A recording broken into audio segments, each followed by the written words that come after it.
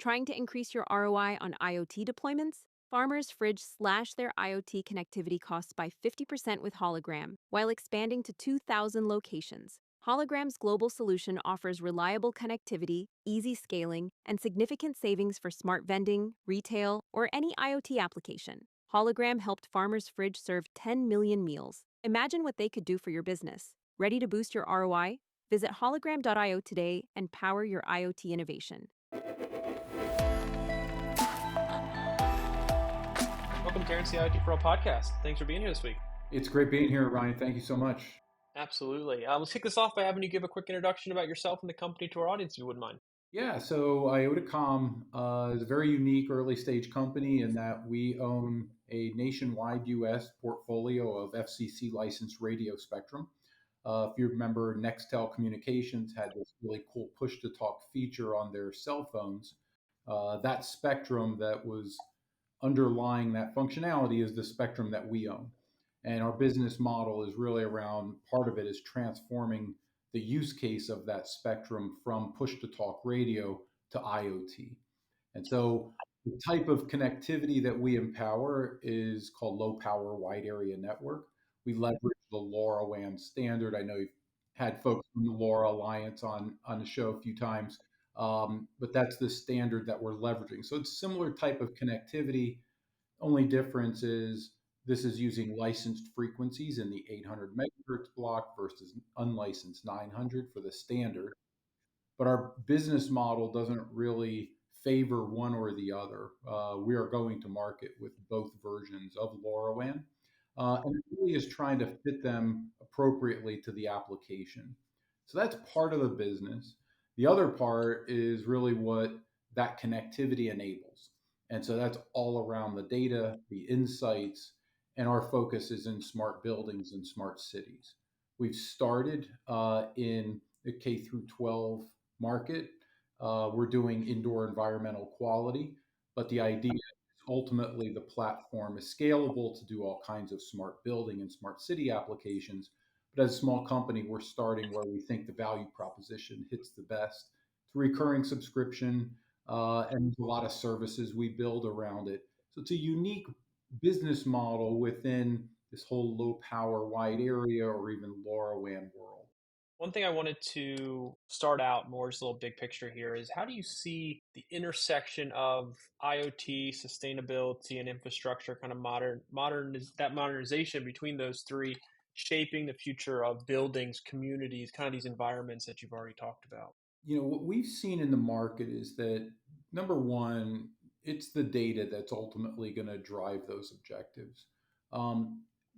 We've relied in commercial IoT, and that's really, I do want to make that distinction that when we talk about IoT in general, my smartwatch is an IoT device. The buying behaviors that exist on the consumer side are very different. And so it really is about the appetite that organizations have for data to achieve outcomes.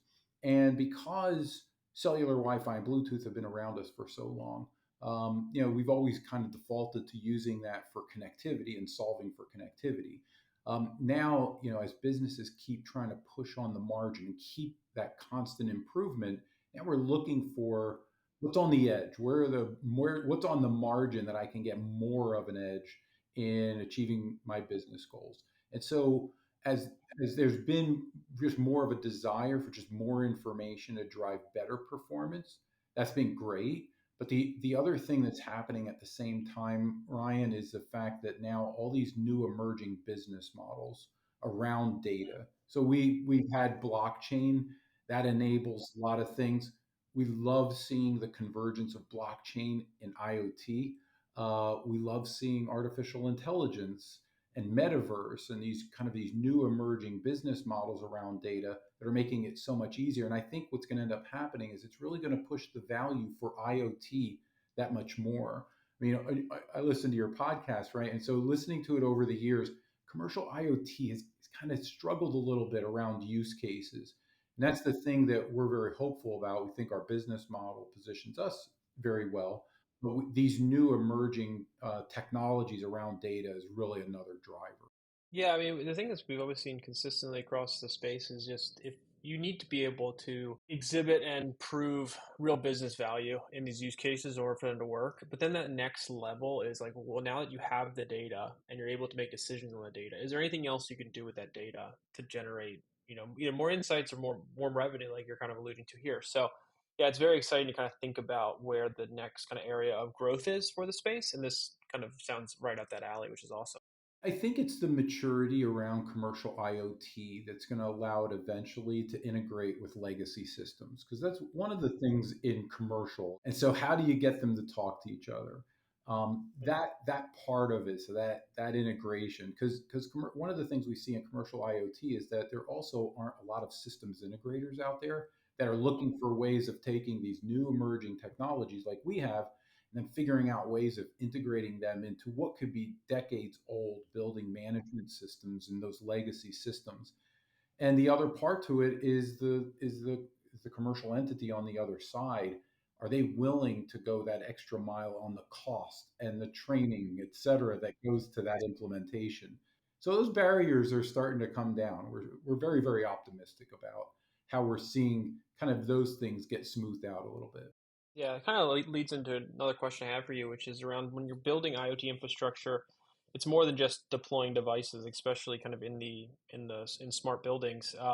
What are some of the biggest lessons you've learned in laying the groundwork, especially when it comes to that reliable, scalable connectivity that's required for these types of deployments? Realizing number one that the connectivity is an enabler. And I think that generally connectivity has been commoditized, right? So whether that's broadband Mhm. connectivity or any other, it really is seen purely in the scope of the value that it's going to create. We have mature broadband markets right now. You look at demand around 5G and things like that, like it's gotten to a pretty heavy maturity phase. And so that commoditization, what that means for businesses is that you would really have to figure out how you're going to drive more value for your customers. And so what we've done, and I think a lot of companies are starting to do now, is build more value added services around that to try to help drive more of that adoption.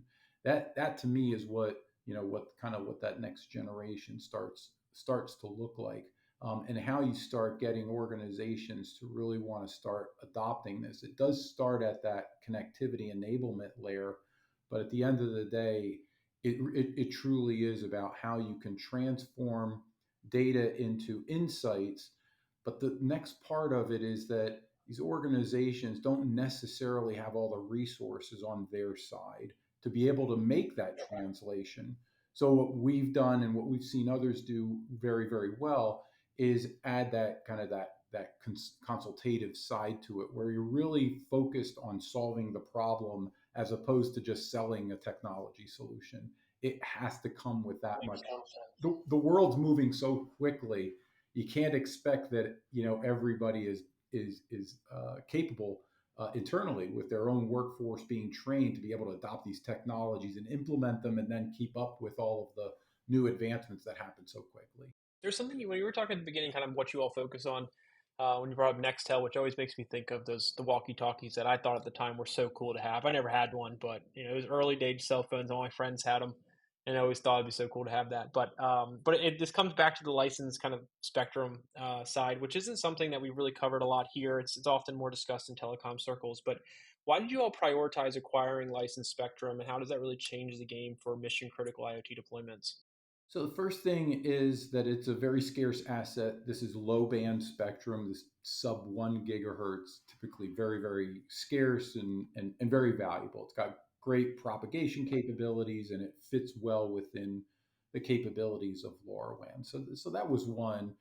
What we see happening, it's somewhat happening now, but eventually we think these unlicensed frequencies will likely start getting more congested. Like there are a lot of technologies being developed. Amazon, their Sidewalk protocol operates in these frequencies. LoRaWAN operates in these frequencies. And so we think that as IoT continues to grow, it's going to be more demand for low power wide area networks.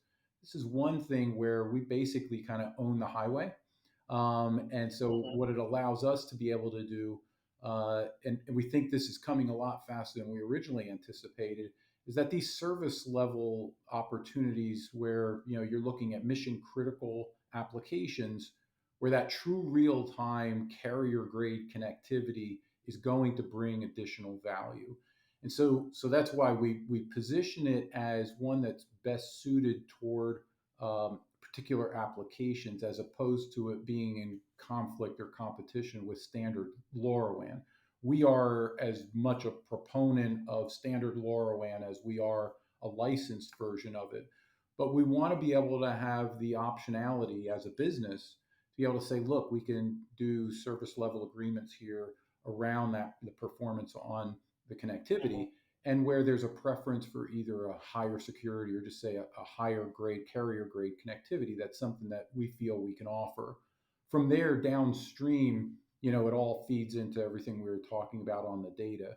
And so we feel that we're very fortunate in being able to have a stronger enabler to be able to get that same data. And we think that it's really going to drive the growth in our business. And it came at a cost, though, Ryan. It's I've referred a lot of times to this as a blessing and a curse.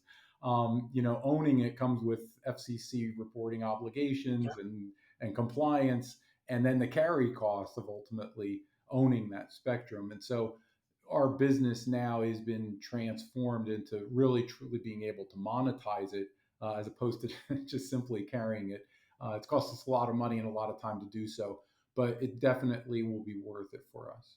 Talking about the data piece for a little bit. So raw sensor data itself doesn't necessarily drive change at times. So from your perspective, what does it take to evolve from just simply being able to provide metrics to actually delivering actionable intelligence? And why is that distinction so important in the work you do?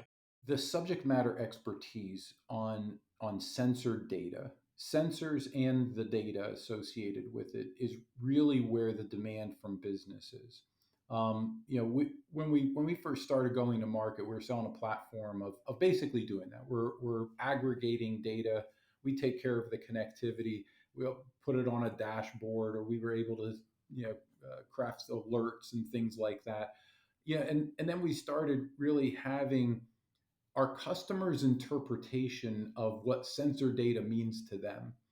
And we saw past that value proposition and saying, look, there's a lot more value that comes here. And it really, it shaped our approach to our customers of kind of challenging conventional thinking.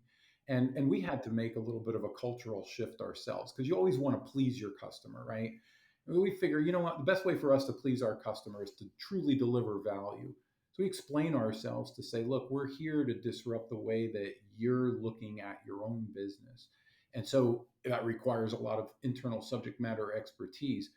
But that's where all of the emphasis is for us. There's a connectivity, there's sensors, there's data that you're gathering, there's visualization and dashboards and alerts and things like that. But we felt that for us to succeed, and I think for commercial IoT to ultimately succeed, it's really being able to leverage that as a subject matter expert, and don't let the customer necessarily take full control of that. Bring value and focus on common value propositions. What is the organization's value proposition? What are they trying to do? Manufacturing company, for example, just like any business, right? They're trying to maximize revenue. You have to align around how this data can help drive revenue. We want to keep our employees healthy and safe. How do we use this data to keep your employees safe? Being able to connect those dots, I think, is what ultimately has differentiated us. And it's important for us to do it. And that's why the discipline with regard to the application and the verticals we go into.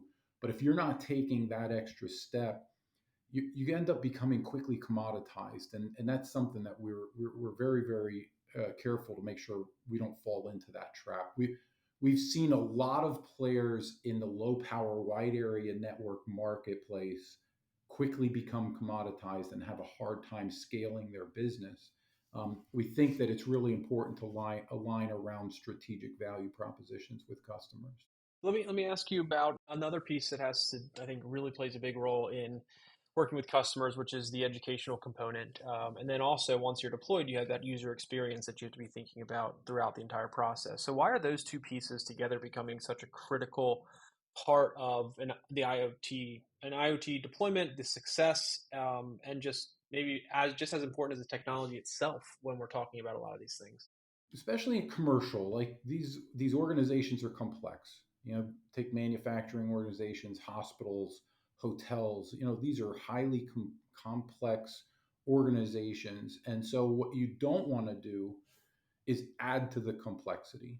You really try to take as much of that risk, that cost, that burden off of the customer.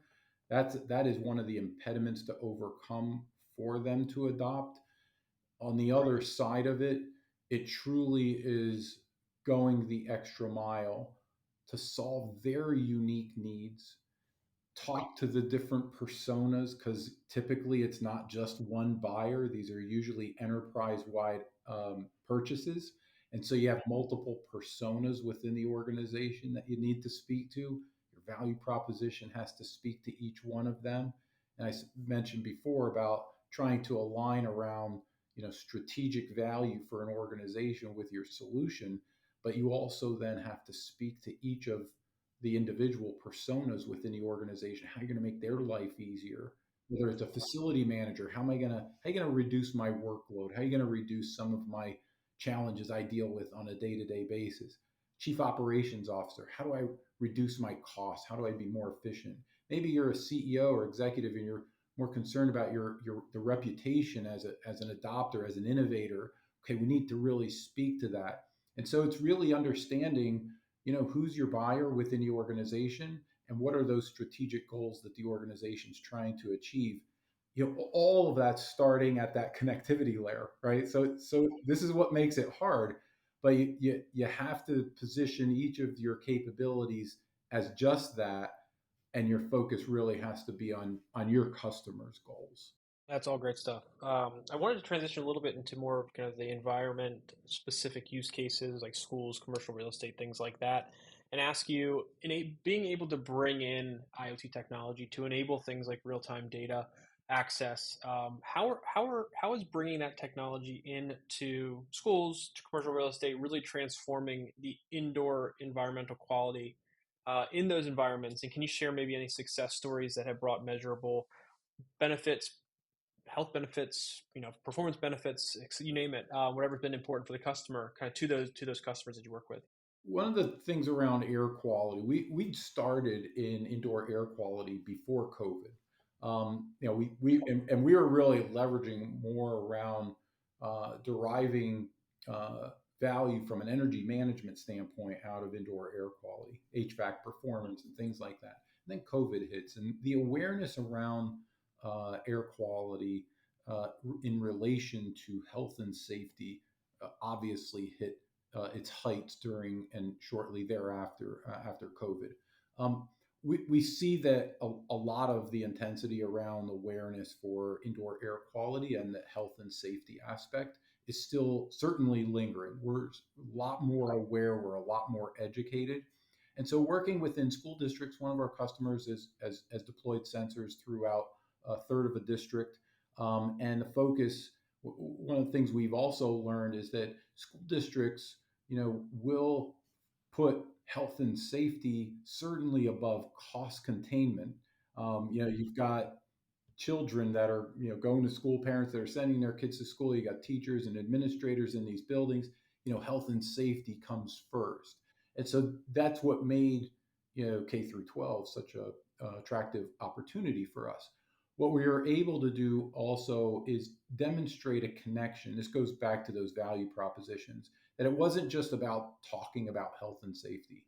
It was saying that we're gathering temperature, humidity, volatile organic compounds, things like that. So no one's going to drop over from what from what we're monitoring, but it does have an impact on cognitive behavior. High CO2 levels have been demonstrated to have impacts on cognitive behavior if they're outside of normal ranges, or after 15 or 20 minutes, you start feeling the impact cognitively. Well, if you have young minds that are in these classrooms for extended periods of time, trying to take in information, are they able to truly experience the full educational experience and being in poor air quality areas? K through 12 schools are really starting to realize this a lot more. There are states that are passing regulations, there are organizations that are really pushing the benefits of indoor air quality. And so now we've been able to take an application that before COVID we were using for energy management. Now we've been able to actually position it as an enabler of better outcomes on grades, on graduation rates, reducing absenteeism. And that's a wonderful thing for the school district. Those are specific outcomes that also boosts reputation. And then the third thing that comes out of it is being able to actually leverage that data as part of educational curriculum. And so now students are starting to become much more aware of how data truly does impact their health, how they might be able to even learn data analytics by using this data. And so it really spawned into something much, much bigger for us than we even originally anticipated. But again, it's still following through on gathering data is a capability. You're turning it into value that's aligned with the organization and then looking to truly make that impact. We hear a lot about the digital divide as well in conversations that we've had in the past. What does inclusive innovation look like in the context of smart infrastructure, and what kind of barriers have you all had to navigate in these maybe under resourced communities that you may have been deploying in or working within in some capacity? We've found that the socioeconomically disadvantaged areas of the United States are the ones that usually feel things worse. Anything that's compromised from an infrastructure standpoint is impacting these areas and these communities much harder than they are others. And so we're naturally, when we're looking for need and we're looking for impact, we're immediately drawn to those areas. What we've done is number one, recognize that technology, where we've seen it in developing countries where they're able to implement technologies to really, even in some cases, leapfrog over developed countries as far as implementing new technologies and how impactful they are. We feel that we could do that in many of our communities. This technology, the beauty of it is that it really doesn't cost a lot. Low power wide area networks and standing them up, it's nowhere near what it costs for cellular. Data collection, all the commodity on all of that around cloud and things like that, those things really don't cost a lot. Focusing on the impact, though, on those insights and going to the place where the need is most critical is really where we've seen both a business opportunity, but also a sense of purpose around making impact. When you can lead authentically and you position yourself as bringing benefit and impact into the communities that you're already serving, it really is one of the great benefits of our company. We went as far as even standing up an organization called the Center for Sustainable Innovation to help actually be a catalyst. So we could stay true to our shareholders that our goal at IotaComm is to drive Right. profitability. But at the same time, the sense of purpose is captured through the activities we do. It's an initiative that we call the IOTA Community Initiative. It's a play on our name, but focused on making impacts in communities. When small companies like ours are doing that, it feels a lot more authentic in the community. So it turns out to really be very, very rewarding for us. But we think overall it's a great way to lift our reputation and our brand as we go into communities. It's not just simply about driving an excellent business, but at the same time making an impact. Again, we truly believe that technologies like IotaComm's and our partners can make those impacts. And we want to make sure that people realize technology isn't something to fear. There's a lot of fear today around artificial intelligence. We think technology, when delivered appropriately, can create a tremendous amount of good, and that's really the thing that we try to emphasize as we do go to market in many of these communities. One thing I wanted to ask you about as we wrap up here is the recently launched crowdfunding campaign. So I'm just curious, what kind of prompted the decision to open investment to the public? How does that align with your mission around the shared impact that you're kind of already talking about here and sustainability as a whole? Thank you for asking that question. It gives me an opportunity to talk about our crowdfunding a little bit. But the reason we did it, we've raised nearly $150 million since the company was founded. A lot of that around the aggregation of the spectrum. It's been funded by there's one large fund that's invested in the company, the rest from high net worth individuals. Right now, we're in a place where we're transitioning into really the next phase of our business. So as we do that, we felt that there was a window of opportunity here to just say, hey, listen, let's tell our story to the masses of people that we're looking to impact and give people an opportunity to invest in the ground floor of, go back to like the late 70s and early 1980s, when McCall Cellular started aggregating cellular networks and pulling them all together. Eventually people were investing later on after that, people were investing in spectrum and becoming millionaires. And so some of those things that were happening in the early days of cellular, we thought there'd be a great opportunity to open up something like that. There aren't companies out there for the masses to invest in a spectrum backed company. And if you go back through the history, and see companies that have essentially built business models around a valuable spectrum asset, they've typically done extremely well. So that's really our message in the crowdfunding. There's a window of opportunity here that we're opening up. We're likely going into a much larger strategic financing later this year. So right now we've opened this window. So last thing I wanted to ask you is just what excites you about kind of the space you're in? How do you see real-time insights evolving in new kinds of environments? Maybe into a new kind of trust currency across industries and communities. Just kind of what excites you the most going forward? So the first thing is my team. I absolutely love going to work every day. I love what I do. I love working with my team, and I love the stakeholders that I work with. I talk to many of them on a regular basis, and they keep me very excited, even when things get a little challenging as an entrepreneur. The vision of self-thinking buildings and self-thinking cities is something that we definitely have an eye on, but our philosophy to it is that this doesn't displace, this doesn't hollow out, this actually creates more opportunity, bridging the gap in opportunity, like I touched on before, in education. Kids starting to learn and become much more familiar with data, they're developing those skills. But there are definitely opportunities that we see on this path for even mid career, late career folks to be able to quickly get up to speed to participate in this wonderful movement that's happening. There are a lot of scary, I will admit, there are a lot of scary things that you can see out there. And there are a lot of negative things to technology. But when technology is implemented for good, that is a tide that lifts all boats, where regardless of where you are, rural, urban, old, young, it doesn't matter. The tide is lifting for everyone, and that's the message we want to send. We want to be advocates for that type of impact. We really appreciate the time. This has been a wonderful conversation.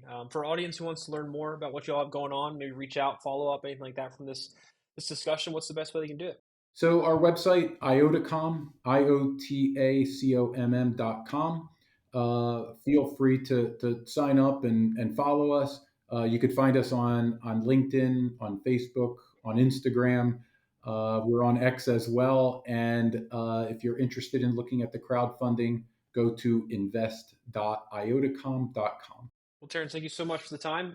Pleasure to have you, and look forward to hopefully speaking again soon. Thanks for the opportunity. Talk soon.